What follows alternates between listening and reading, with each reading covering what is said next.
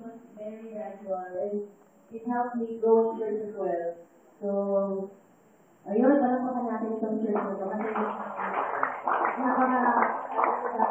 napaka-important ko ng church. This is our spiritual family.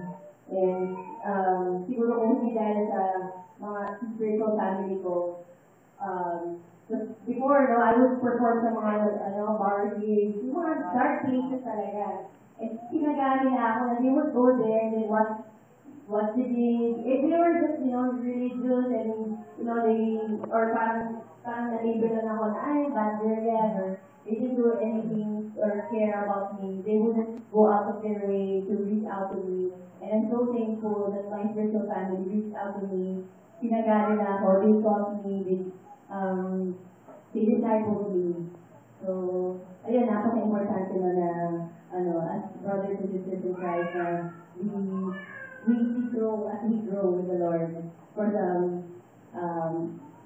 nobody's perfect, but of course, for as long as God is there, then we can be assured that everything's gonna be okay, and it's just we already victorious in every battle. So this song, hindi niyo ba ito narinig? It's a song from my latest album, Malaya.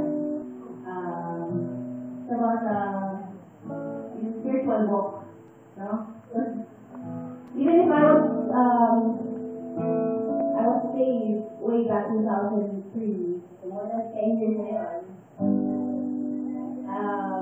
may mga things pa rin, may mga battle pa rin na dumating sa mind natin, sa heart natin, di ba?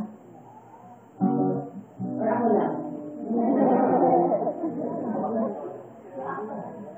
Hindi mo rin. Wala kayo na mga salita.